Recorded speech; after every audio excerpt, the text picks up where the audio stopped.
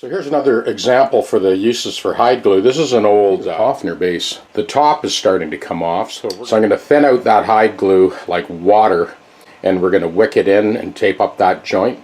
And we've got some, this is the hide glue, both sides.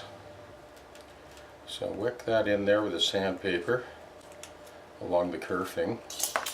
So I've got this thinned down pretty good, so it's thin enough to just wick right into that joint.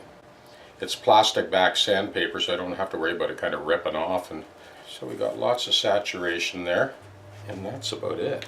Another perfect example of the wonders of hide glue. I'll let that tack, just doubling up that masking tape for a little bit more strength. So I'll give that about 40 minutes. One of the many wonderful things about hide glue is it doesn't stick to lacquer. Yeah, so I'm just doubling up that masking tape. And if Eric wants to touch that up when it's all done with some black magic marker or whatever, he can do that. We've got this Hofner base. Interesting sort of scrolled headstock. A lot of things about it are, you know, kind of interesting, pretty unique.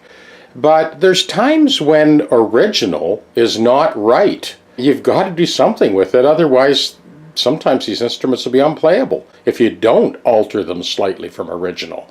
Case in point, this claw string retainer that attaches to two threaded rods there on the trapeze tailpiece, well, the string holes were so tight that the return wind to the string just ahead of the ball end, you couldn't get these strings off the instrument without pulling the whole thing apart. It ain't original, but I drilled these open. It was a little tricky. Another use for hockey pucks. So I basically jammed that hockey puck in there because this actually, you can see it's got a curvature on it. It's not dead flat. I sandwiched the whole thing between those hockey pucks and then clamped it in my beautiful little knuckle vise that you've seen in multiple other videos. This is Busy Bee, here in Canada anyway. I bought it at Busy Bee.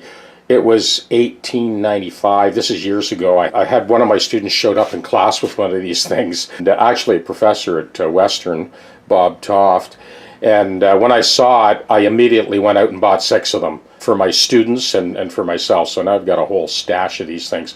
Anyway, beautiful. Knuckle vise. Super versatile. You can see what I've done here. I've kind of sandwiched that thing so it doesn't get crushed or marred. I stuffed the thin piece of hockey puck in the claw so as not to crush it with the vise, and then proceeded to drill out those holes so that they're big enough for the strings to pass through.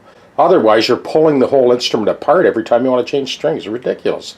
So, it's not original, but it's twice as good as original. What I ended up doing was actually fabricating a piece of solid oak that was a press fit into that claw because I need to open up these slots. Otherwise, even after drilling those holes, there's still not enough room to get those strings on and off without completely disassembling the whole tailpiece. Anyway, we're going to take care of it. So sometimes original is incorrect. Sometimes you got to do a little bit of re-engineering to make the original part actually work. So I've basically filed off the sides of those slots so that now, without pulling the tailpiece apart, when he changes strings, they'll just clip right into place. Touché. Well, it seems like we're not done yet. Here's yet another retrofit to make this instrument 100% functional. So the leading edge of that big rosewood block that's in the tailpiece is quite beautiful, actually, but it doesn't matter if it's beautiful. If it doesn't work, it doesn't do you much good.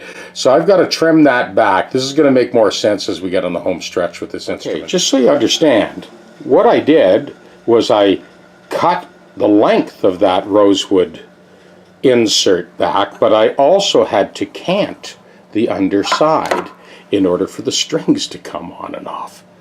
And the plot thickens. So this is why we did what I just demonstrated. See that? Just put the string on like that, just like it should be.